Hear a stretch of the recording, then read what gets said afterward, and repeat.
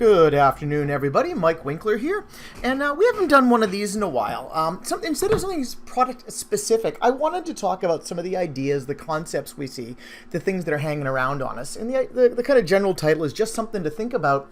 And I wanted to talk about the addiction we have to junk data. Now, this requires that we define both addiction and junk data, which I'll get to in just a minute. But our premise here is how often political elections and sales forecast and which cola is doing better, we rely on data that's really quite questionable or even downright bad, right? So give me a minute. I'm going to go through and we're going to talk about some of these things here. It's like how we get in some of the wrong data and how it kind of fouls us up. Okay, what do we mean by junk data? I came up with 3 examples: confusing correlation with causation, poisoning our own data, and confirmation bias. These are some of the big ones. I actually came up with 8 of these, and I limited it down to 3 to do the video, both so it wasn't an hour long, and because it would kind of get to be repetitive at that point. But there's a lot of things we do that we find data that has, we have every reason to believe isn't reliable, but some reason we still believe it. Okay, first form. Confusing correlation with causation. There is a statistic, if you look at things like population growth and all of that bald men tend to have bigger feet. This is not genetics about hair growth and foot growth. It is a statistic that literally means nothing. There is a number of statistics that literally mean nothing. Disturbingly well lined up the Nick Cage films to the drownings. Now, this in no way says that Nick Cage, when he's on a film aside, goes around drowning people in a swimming pool. This would be insane. But it's one of those things on first look. You can say, oh man, I've got this data point, and what does this mean? It means nothing. So let's take it and let's track this over to an actual usable example for us, right? So I have 2 salespeople. I have Jeremiah and I have Zebediah, and they both work for me over at the company. And I'm trying to map ways to tell who's doing better, who's working harder, right?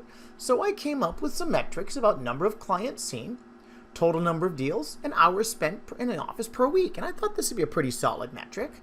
And I looked at my guys and I'm like, wow, Zebediah is doing way better than Jeremiah, like by a mile. Why do I even have this Jeremiah guy in the payroll? But then I decided I was going to throw one more thing in there, and I was going to ask the total amount of income earned. And then I said, oh, Jeremiah earned many, many times more money, so that when we dig in and we see what's going on with it, you see that Jeremiah has been around forever and just works giant deals. The reason he never comes into the office is he just about lives at that customer site. And although he's only worked a couple of deals, one brought in the biggest in the company, and he's a really valuable guy, right?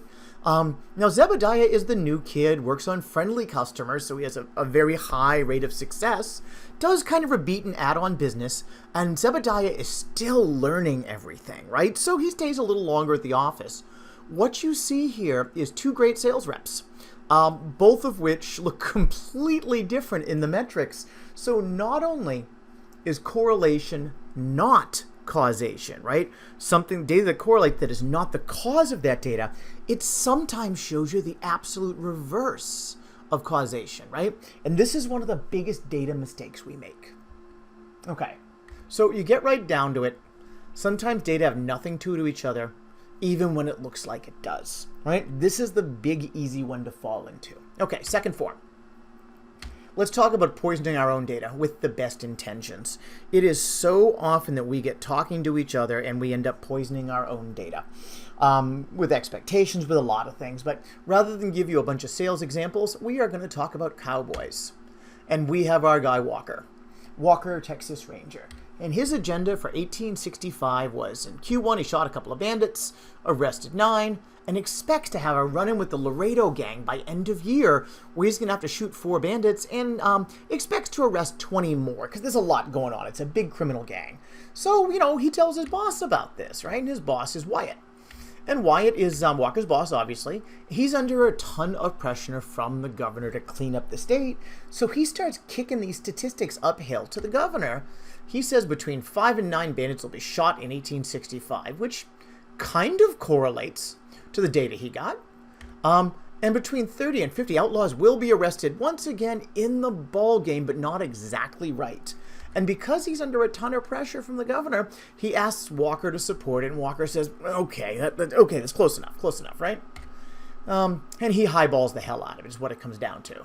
So then we get to the governor, Governor Austin. And Governor Austin is the big boss, right? And he is responsible for everything. And Wyatt wanted to look good to his boss, so he gave him these numbers. So Austin goes out and gives a major speech. And he says the top 10 worst bandits will be shot down, which is kind of based in the data, kind of not. And he says that more than 50 bandits will face trial, which is only vaguely based on the high end of a high-end range. So essentially him trying to look good to his stakeholders, in this case the voters of the state of Texas, he cajoled Wyatt into supporting the slightly higher numbers. And okay. And in essence, he highballs the heck out of it. Okay, so you guys can all see what's coming here, and you can also see a number of non-cowboy examples this would apply to. So what's actually happened is the 1865 cowboy results. The Laredo gang unexpectedly breaks up to form a boy band in Q2, so bandit activity drops way off. Walker finds some new crime, goes around, does some stuff, shoots 2 people, arrests 8. Sees it as a good year, 10-year low in crime because the gang quit. That's great. Wyatt doesn't see it this way, of course. Wyatt sees Walker is performing at 40% of the expectations. Leaving aside that the biggest bandit gang broke up and the opportunity just plain didn't exist, doesn't matter. Walker did not hit his expectations to Wyatt. He questions whether Walker is doing his job and considers a new sheriff who can get the kind of results he's looking for. Now, you will please note that Walker has had a great year busting up crimes at an all-time low, but they don't show up in the statistics because we're a victim of our own poisoning. Then we get to the governor, right? And the governor kind of further poisoned or further added to the lie. And so, the governor says 6 of the top bandits in the country got away. Oh my God, we only shot 4. That means 6 got away. This is horrible, right? And there is going to be a big public hearing based. We're going to have a crackdown on crime. Obviously, things are going to have to go on. Cowboys are seen as an ineffective means of law enforcement. And of course, a new candidate for governor is coming along talking about this failure of Governor Austin to eliminate crime, which is why he needs to be replaced. Now, please keep in mind this is in a 10-year low on crime year. So poisoning your own data, it happens all the time. It's the CRM death spiral. I've seen it happen for 25 years and across many companies. But what this comes down to is predictions are hard. You can't not predict. You can't not forecast, right? But it's hard to tell when a big deal is going to go to someone else. Someone's going to get bought. This kind of thing, it is hard to predict, and we have to. But we can't kill ourselves with our predictions, and that's the mistake we make. You'll be crucified for any failures in your optimism. Back during the dot-com, there was a lot of companies that were forecasting 600% growth, which is great, right? But when they did only 580, their stock would drop a ton of points because when you start showing optimism, it is the quickest thing people will wreck you on, is when you start showing, and we can do great, and when you do only moderate, they will hang you. And this is always the big one for me. Individuals will always lowball expectations. Managers will always highball them. Now, once again, this is kind of way of the world, and we can't not have forecasts and predictions. But every cowboy, every sales rep, every cop out in the beat is going to say, hey, I can do 6, thinking he can do 8, and the boss says he can do 10. This is just the way of it. And it's okay to predict in this way. But you have to keep in mind it is just a prediction. Because if you allow this to become prophecy, that this is what's going to happen, you will hang yourself on it. And I cannot count the number of times I've seen this. Okay, third form. Confirmation bias, also some groupthink. Guys, I am going to talk pretty lightly about these here because there's whole classes in college about these, right? But when we start talking about confirmation bias, those of us that have been around for a while, the first thing you think of is New Coke. There was a time in the 80s where Coke and the management over there had decided it was time for a newer, sweeter soda like the one that Pepsi made that was biting into their business.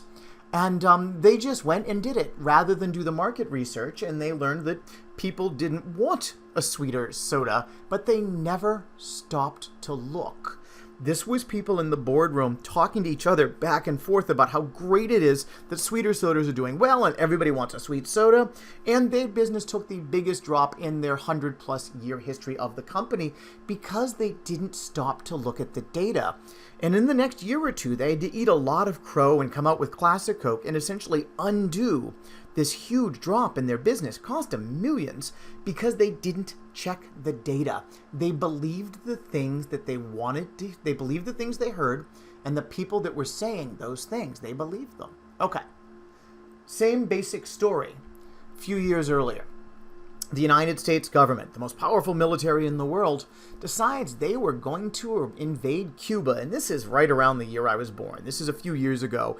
If some of you don't remember, don't worry about it. And they're like, oh, we have the greatest military in the world, and we've got these troops, and we'll send them in. It'll be great. And nobody checked on a troop buildup going on, of Russian and Cuban troops going on in Cuba at that time, so that when the American forces arrived at the Bay of Pigs, they got skunked because there was a giant troop buildup there that they literally never checked on. Once again, we're at confirmation bias. No one did the research. No one looked things up. Okay? This is, as they say, a problem. But everybody seeks confirmation bias because it's about our values. It's about our beliefs. You seek things that are going to prove the things you think are right, which is cool up to a certain point. But you need to be extremely aware of when you're saying, hey, that's great, I've seen a success of my theory, versus when am I ignoring things I don't want to know, or when am I not looking at things I don't want to hear about. Okay, so these are the things I have learned. This is just a couple of examples. There's lots and lots of examples about how we fool ourselves with bad data. Okay? It is hard to know which data to trust. If you pay a little attention to politics, you will notice that no matter what your political opinion is, that there is somebody broadcasting about how right you are and how the numbers support it, even directly contradictory to something else. So if you hit, and I found that it was 5. If you hit 5 news sources, you will always hit 2 that contradict each other precisely. So finding which data to trust is really hard. And this leans a bit into confirmation bias, is the people that tell you what you want to hear is who you want to listen to. And that's one of the big problems here, and how we get the junk data, because we want to believe it. Getting more fingerprints in the gun. I do not blame anyone that does this. I've done this myself.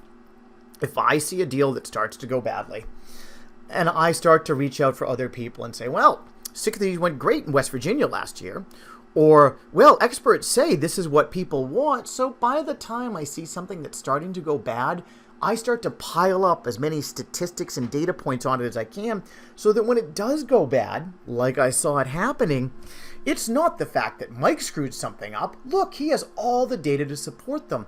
This is kind of a negative way to use data on something you know is going to flub up, as a way to protect yourself as not being the outlier, right? It's a way to use data that you know is going to fail.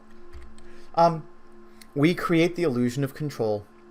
I have known so many VPs and managers that are Salesforce junkies. They will sit and click refresh on all the activities going on to tell exactly how things are going to close, and they're always disappointed.